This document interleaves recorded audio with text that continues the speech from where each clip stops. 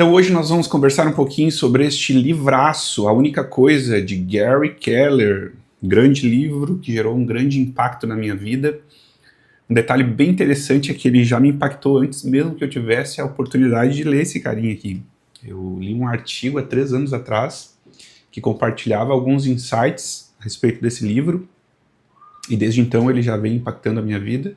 E hoje eu quero conversar com você um pouquinho sobre essas experiências pré-leitura e pós-leitura do livro A Única Coisa.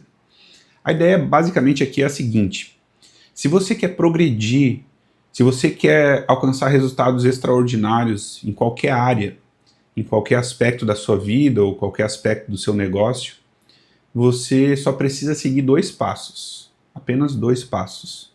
O primeiro é ter coragem de encarar as inconsistências.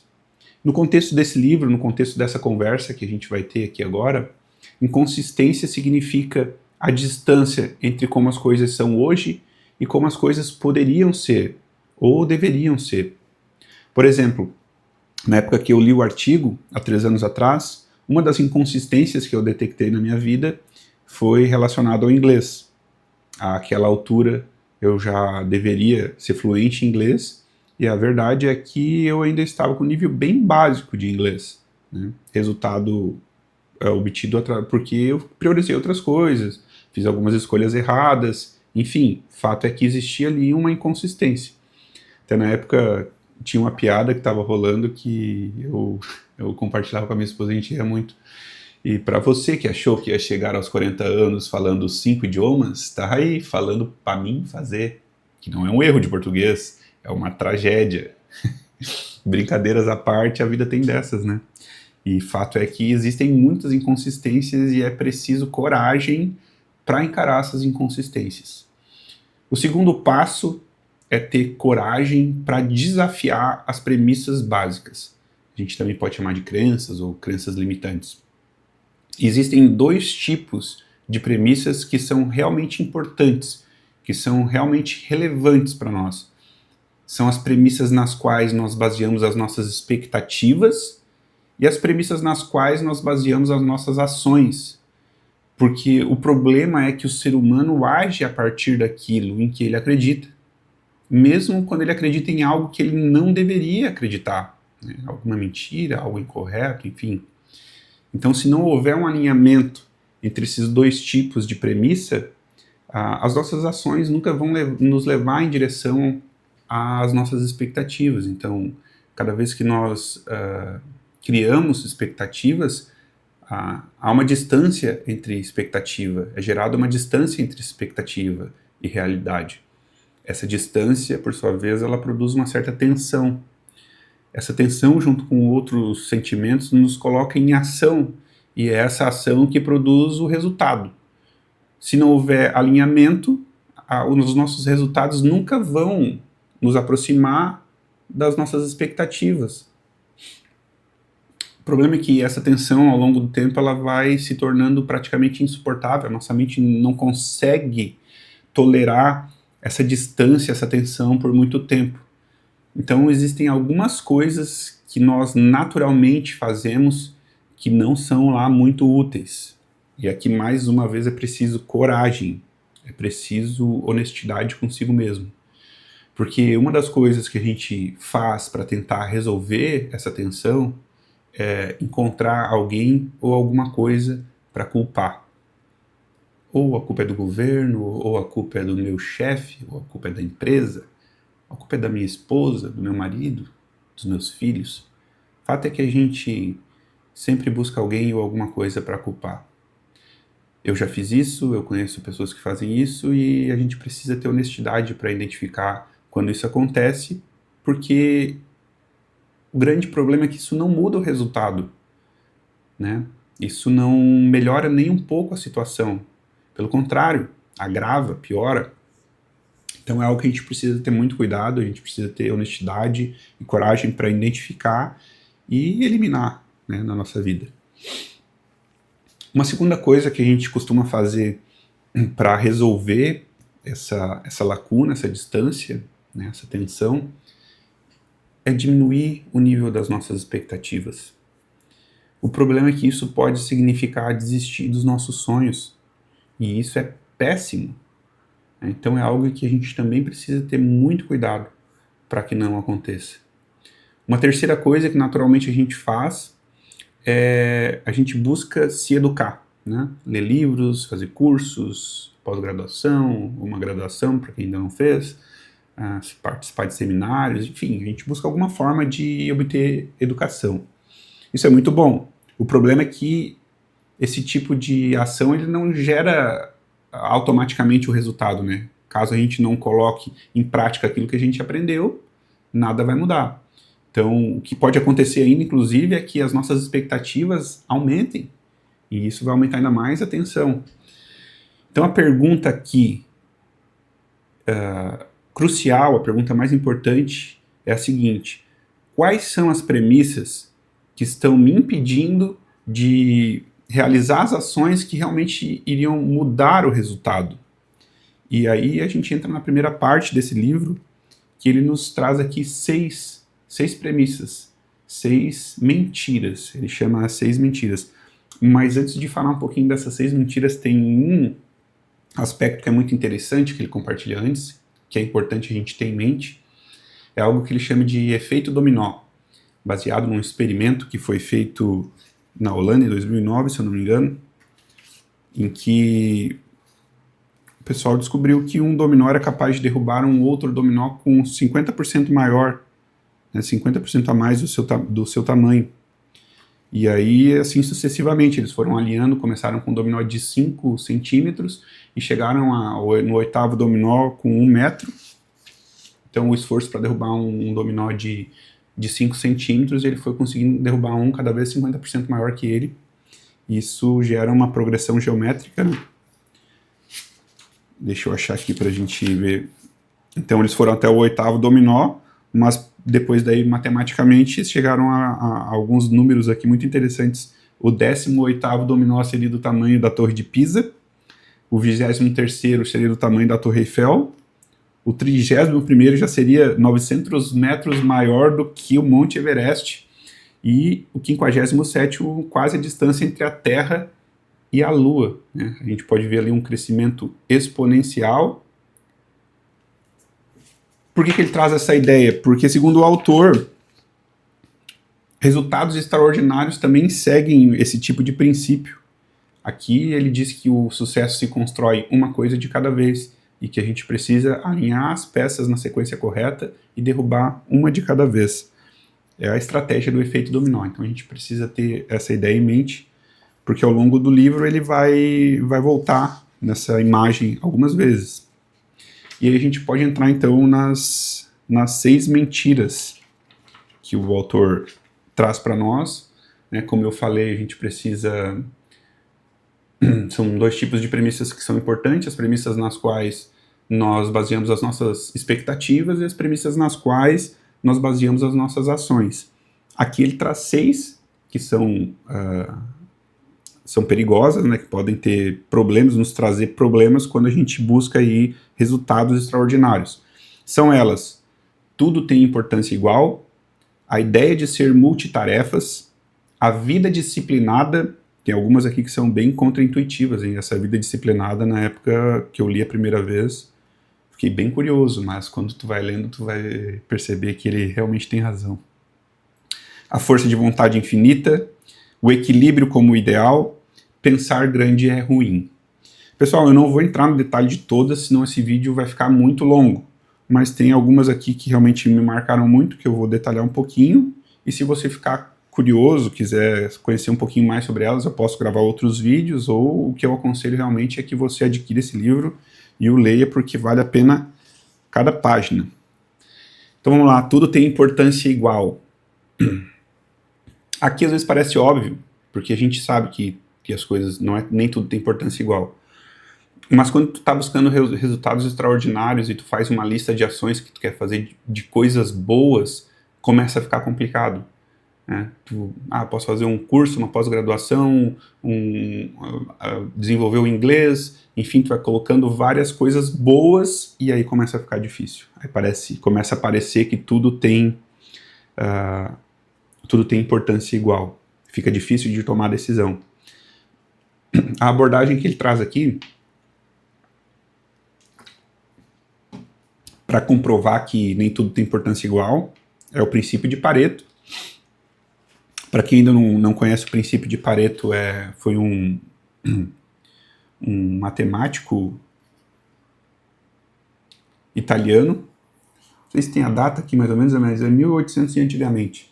Ele descobriu que 80% das terras, ele fez um modelo matemático a respeito da distribuição das terras na Itália.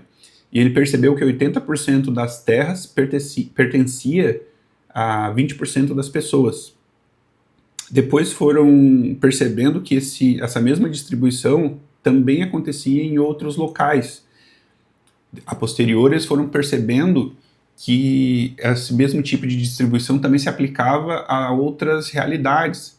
Por exemplo, se a gente observar música clássica, a grande maioria, aí é muito mais de 80%, e aqui é importante sobre o princípio de Pareto, né? Apesar de a gente conhecer ele muito com o nome de princípio 80-20, ele não é a respeito de 80-20, nem sempre a distribuição é 80-20, o que ele quer dizer é que a distribuição é desuniforme, que normalmente a maioria dos resultados é obtida através de uma minoria de causas, sobre essa distribuição desuniforme.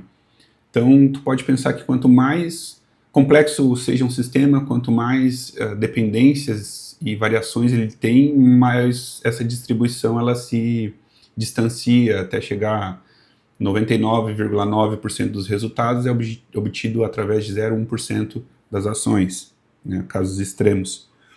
A gente pode observar que, por exemplo, a maior parte das obras de música clássicas foram compostas por basicamente 4 autores.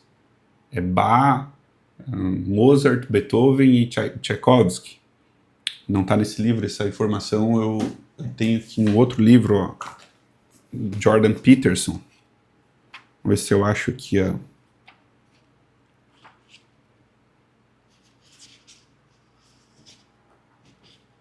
Onde está essa informação? Aqui, ó. A maioria dos artigos científicos é escrito por um grupo pequeno de cientistas. Uma pequena proporção de músicos produz quase todas as músicas comerciais gravadas. Um número pequeno de autores vende todos os livros. 1,5 milhão de livros diferentes são vendidos por ano nos Estados Unidos. Entretanto, apenas 500 têm mais de 100 mil cópias vendidas.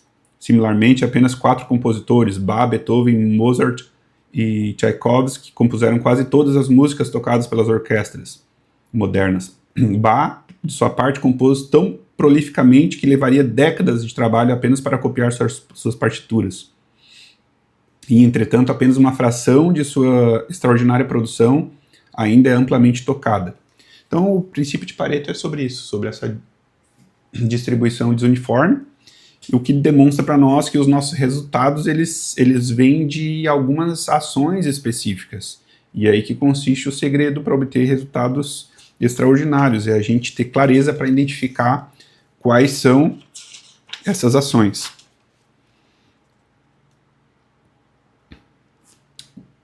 Então, eu acho que essa é uma das principais premissas que a gente tem que ter em mente.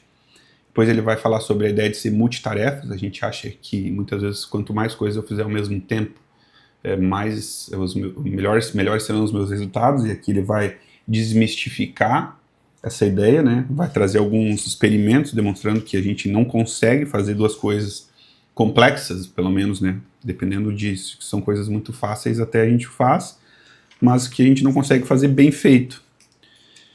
Isso pode ser óbvio para algumas pessoas, mas tem uma outra ideia aqui sobre multitasking que é importante, que é não somente fazer simultaneamente, mas ficar saltando de atividade para atividade.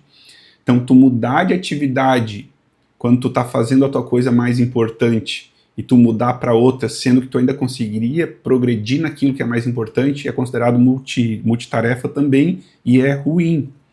E um dado bem interessante que ele traz aqui é que pesquisadores estimam que perdemos 28% do nosso dia de trabalho só por a ineficácia gerada pelas essas mudanças, né, esses saltos de atividade que a gente faz. Aqui dá um exemplo típico que a gente vê muito, que é Toda vez que vejo um casal jantando em que um dos dois tenta se comunicar enquanto o outro digita mensagem no celular por baixo da mesa, me lembro da verdade dessa simples afirmação. Né? A afirmação que ele quer se referir às pessoas com quem vivemos e trabalhamos diariamente merecem nossa atenção total. Esse é um bom ponto, né? Até isso, né? A gente tenta conversar com uma pessoa e digitar o celular ao mesmo tempo, ou fazer duas coisas ao mesmo tempo. Eu tenho um problema grave com isso, né? Quando eu vou conversar com alguém, eu gosto muito de que a pessoa me olhe nos olhos, de ter atenção mesmo, principalmente quando é um assunto sério. Então, me incomoda muito o fato de que a pessoa fique tentando fazer uma outra coisa, ou tu vê que ela tá distraída, sabe? E em contrapartida também, se eu estou no telefone e a pessoa, né, estou respondendo alguma mensagem de trabalho, alguma coisa, alguém tenta conversar comigo, eu praticamente nem escuto, é como se caísse o disjuntor lá dentro e desligasse a minha audição, é impressionante. Eu tenho muita dificuldade de fazer duas coisas ao mesmo tempo. Aqui talvez uma das premissas mais contra-intuitivas, deixa eu ver se esse vídeo não vai ficar muito longo, não vou entrar muito no detalhe, mas a vida disciplinada, quando eu vi, caramba, cara, o que ele vai falar aqui? Porque ele está dizendo que uma vida disciplinada é uma mentira. Aí eu fiquei... Olha só como ele começa. Existe uma ideia disseminada de que bem-sucedido é aquele que é disciplinado e que leva uma vida disciplinada. É mentira. E aí uau, agora eu quero ver. Porque isso é quase senso comum já, né? A gente tem a disciplina como um ideal. Mas quando ele vai abordando ao longo do capítulo, a gente entende o que ele quer dizer e é muito interessante. Mas aqui já mata. O segredo... Deixa eu ver se eu tenho aqui. O segredo é isso aqui, ó. Hábito. Esse livrinho é um que eu quero comentar mais pra frente também, Engenharia do Hábito. Muito bom, do Kevin Coles. Então, o que ele vai dizer aqui, a verdade é que não precisamos de mais disciplina do que já temos. Só precisamos direcioná-la e administrá-la um pouco melhor. Ou seja, nós precisamos de intencionalidade. E o segredo do sucesso é usar a disciplina necessária para a formação dos hábitos corretos. Escolha o hábito correto, use a disciplina necessária e aí que mora o sucesso. Ele vai falar um pouquinho aqui sobre o hábito também, como funciona a formação do hábito. O hábito leva, em média, 66 dias para se formar. Aqui ele coloca um gráfico, deixa eu ver se eu consigo botar na tela ali. Então a gente precisa de muita disciplina no início, para adquirir, por exemplo, o hábito da leitura, mas após o momento que ele vira hábito, a gente já precisa de muito pouca disciplina para manter esse hábito. Então o segredo é isso, escolher os hábitos certos, né, que são chamados até de hábitos angulares, são hábitos que vão impactar outras áreas da tua vida também. Usa a disciplina necessária para formar o hábito e depois isso parte para um próximo hábito. Detalhe importante, um hábito de cada vez. Né? Lembra sempre do nome do livro, A Única Coisa. Essa é a essência, é uma coisa de cada vez. Então aqui ele vai falar também, não seja uma pessoa disciplinada, seja uma pessoa com hábitos poderosos e use a disciplina seletiva para desenvolvê-los. Desenvolva um hábito de cada vez. O sucesso é sequencial, não simultâneo. Uma coisa de cada vez. A força de vontade infinita, né? Aqui a ideia de que a gente tem energia infinita para fazer as coisas e que... enfim, eu nunca tive essa ideia, eu sempre percebi na minha vida que a gente vai se desgastando, tu começa o teu dia com o tanque cheio e vai chegando no final do dia já sem a energia para fazer aquilo que precisa ser feito, né? Mas algumas pessoas ainda vão à exaustão e tentam acreditar que a gente tem força de vontade infinita. O que é interessante aqui? Ele até cita um trecho aqui de uma escritora chamada Patrícia, fazendo uma análise sobre o livro A Odisseia, né, que conta a história do Ulisses retornando para casa. Não li a Odisseia ainda, é um livro que eu quero muito ler no futuro. Ulisses era um personagem que era reconhecido pelo caráter, né, pela honestidade, e essa história conta a trajetória dele retornando para casa, retornando para sua amada, E mesmo assim, olha que interessante, Ulisses sabia como a força de vontade é fraca, quando pediu para a sua tripulação que o amarrasse ao mastro enquanto navegavam perto das sereias sedutoras. Bem interessante, né? Ele sabia que a força de vontade tem limite, e que para resistir a uma tentação vai consumir a força de vontade. Ele já estava num ambiente de viagem extrema, de muito tempo longe de casa, recém tinha saído de uma guerra, então ele não queria confiar, né? Teve a humildade de saber que a força de vontade poderia acabar, então ele pediu que o amarrassem ao mastro, para não correr o risco de fazer nada errado. Isso me remeteu muito também a um livro da Bíblia que eu gosto muito, que é o Jó, e eu coloquei até o trecho aqui daí. Jó era um homem íntegro, reto e temente a Deus, e desviava-se do mal. Jó também é conhecido por ser temente a Deus, por ser reto, mas mesmo assim ele não passava perto daquilo que pode levar a cometer erro. Ele sabia desse detalhe, que a força de vontade ela é finita, então ele desviava-se do mal. Sabendo disso, que ele vai falar de vários experimentos que comprovam isso, né? O que é importante que a gente faça? É priorizar, colocar as coisas relacionadas à nossa única coisa. Então, quando a gente identificar quais são as prioridades, quais são as ações, como que a gente vai enfileirar os dominós da nossa vida, a gente faça isso quando a nossa energia está no máximo, né?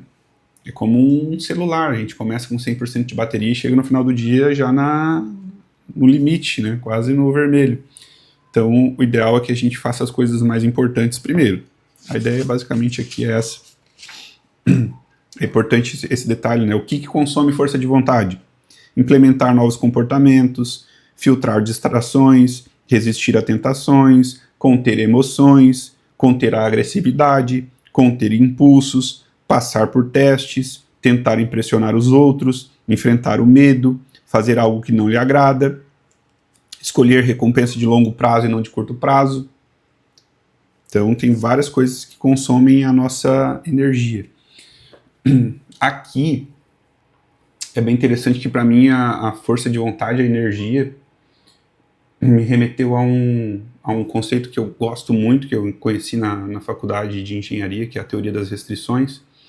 E eu acho que é um dos motivos que me fez gostar tanto desse livro de cara, porque eles têm muito em comum.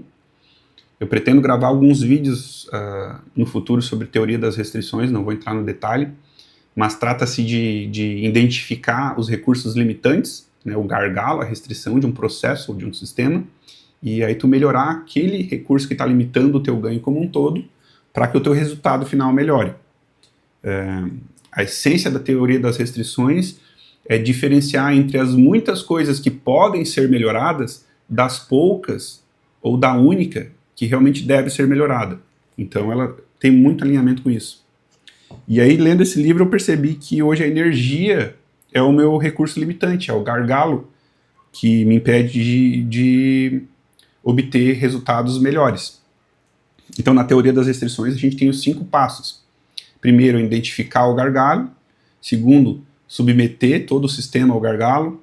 Depois, aumentar a capacidade do gargalo. Desculpa. Deixa eu achar aqui os 5 passos que eu me atrapalhei na ordem, mas vamos lá, faz parte. Identificar a restrição, decidir como explorar ao máximo o teu recurso, aí subordinar todo o resto ao gargalo, elevar a capacidade do gargalo e começar novamente, porque é um ciclo, né? Ele vai se repetir sempre. Muito bem. Então, sabendo que energia, no meu caso, é um recurso limitante, eu tenho que subordinar todo o sistema, né? Como que eu vou usar da melhor forma possível? Como que eu vou elevar primeiro, né, a minha energia através de uma alimentação melhor, sono, cuidar, né, ter um sono adequado. Ele fala sobre tudo isso nesse capítulo.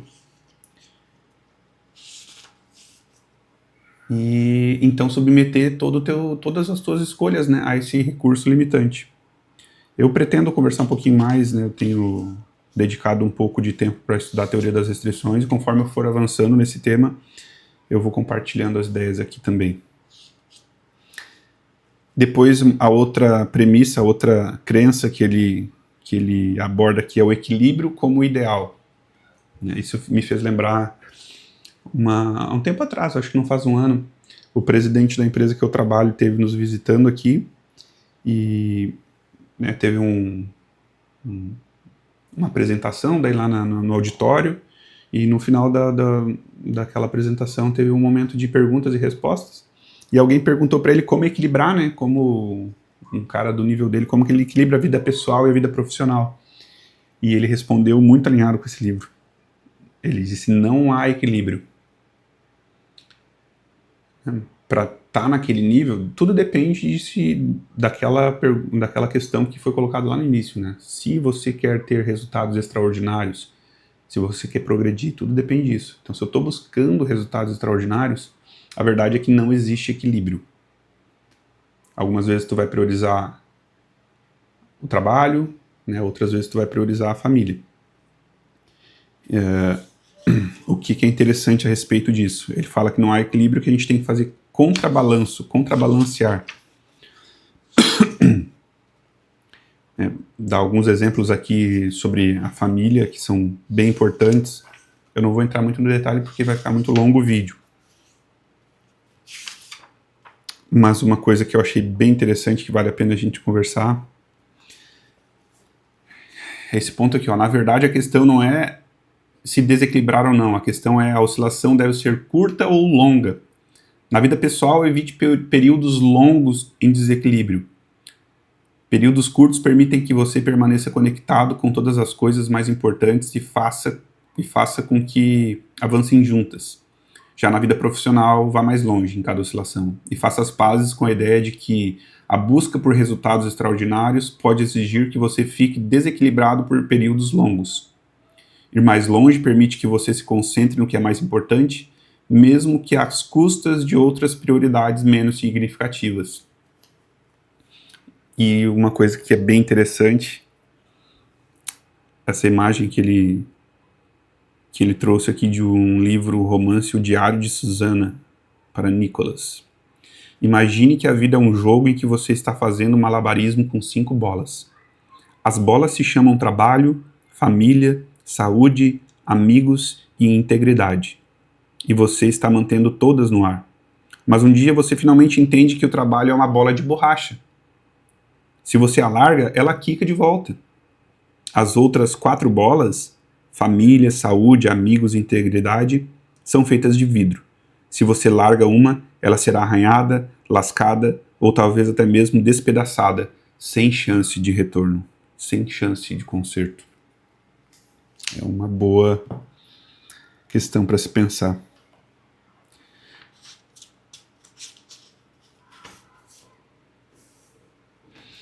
E a última mentira que ele trata aqui é pensar grande é ruim. Então tem a ver com aquilo que eu abordei lá no início, as premissas nas quais nós baseamos as nossas expectativas, né?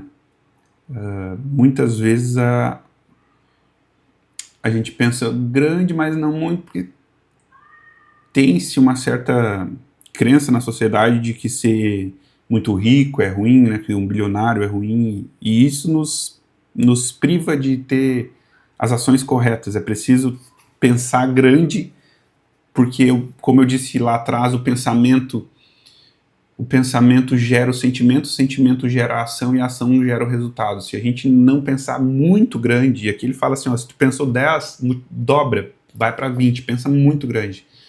Porque é o pensamento que vai, por fim, determinar a nossa ação.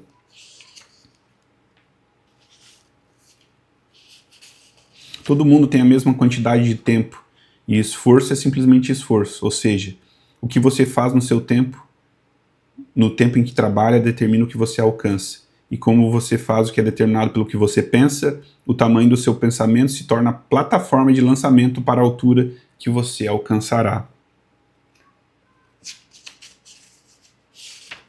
E aí aqui a gente termina, né? Ele vai falar um pouquinho sobre mentalidade de crescimento e mentalidade fixa, que é um fato bem importante. Ele Ele conta uma história que eu acho bem legal aqui, ó.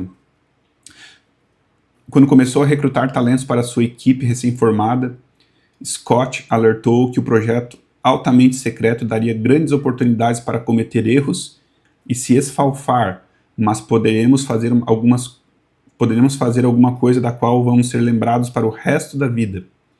Ele fez esse discurso curioso para funcionários de destaque na empresa, mas só pegou aqueles que aceitaram imediatamente o desafio. Ele estava procurando pessoas com mentalidade de crescimento, como contou mais tarde Dweck depois de ler o livro dela. Por que isso é significativo? Ainda que você provavelmente jamais tenha ouvido falar de Fortescue, certamente ouviu falar do que a sua equipe criou. Fortescue foi um vice-presidente sênior da Apple e a equipe montada por ele criou o iPhone. Muito legal. Pense grande.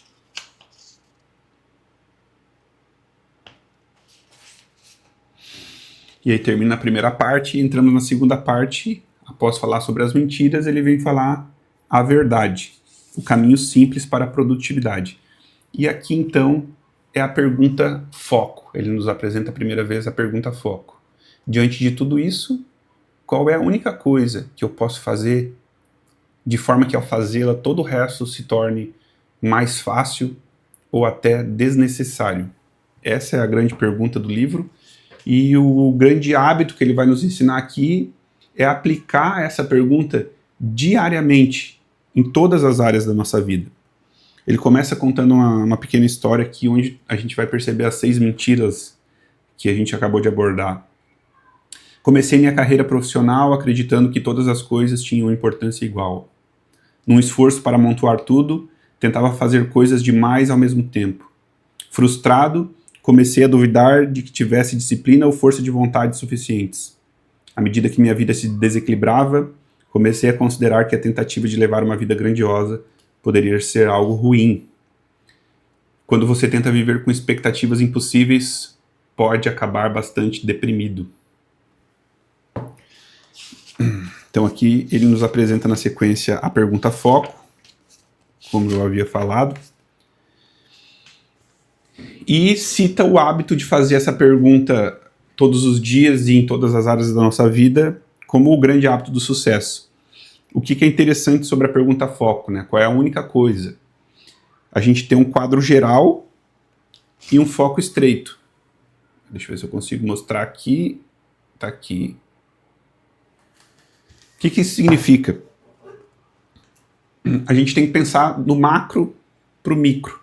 Qual é a única coisa, por exemplo, se eu pensar do ponto de vista espiritual, né, na minha vida? Qual é a minha única coisa? Eu quero ser igual a Cristo. Essa é a minha única coisa. Eu quero ser santo, eu quero ser igual a Cristo, eu quero ir para o céu. Então essa é a minha única coisa macro, é o meu objetivo final. Meu alvo é Cristo. Mas qual é a minha única coisa para 5 anos, para 1 ano? Para 1 ano, para esse ano de 2026, de repente vai ser desenvolver a virtude da temperança, ou a virtude da esperança, ou eu quero aprender a perdoar, enfim, cada um de nós vai ter uma dificuldade. Qual é a minha única coisa para esse mês? Qual é a minha única coisa para essa semana? Né? Qual é a minha única coisa para hoje? Fazer oração, fazer jejum, né? Enfim, pegar cada área da vida espiritual, relacionamento, negócios, trabalho e por aí vai. Ele vai abordar todas as áreas, mas a ideia é que tu venha do macro, para que tu tenha direção, né? Propósito. A partir do propósito tu consegue priorizar, e aí sim a gente vai alinhar as nossas ações para que convirja para um propósito, para um destino pensado de antemão.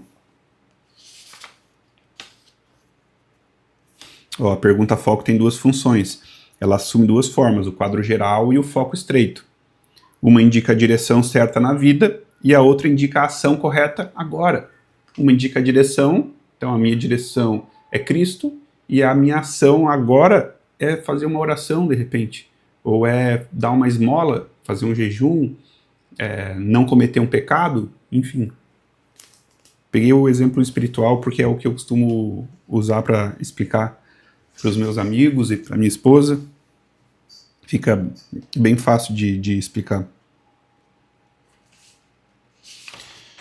Depois ele vai entrar, então, nos resultados extraordinários. Aqui o vídeo já está bem longo, eu acho que eu vou fazer um vídeo separado para a gente seguir na sequência aqui, porque essa terceira parte ainda dá para a gente conversar bastante sobre a única coisa. Eu acho que um vídeo não é o suficiente para abordar tudo que tem aqui. Então, aconselho demais a leitura, acho que vale muito a pena. E vamos fazer mais um vídeo para conversar sobre a terceira parte dele. Se você gostar desse vídeo, deixa um like aí e comenta aí se tu quer mais uma terceira parte, que é um vídeo, na verdade, um segundo vídeo sobre a terceira parte, né? Para mim vai ser um privilégio, eu aprendo muito compartilhando um pouquinho que eu consegui absorver desse livro, tá? Muito obrigado por assistir até aqui, fica bem e nos vemos no próximo vídeo. Um abraço!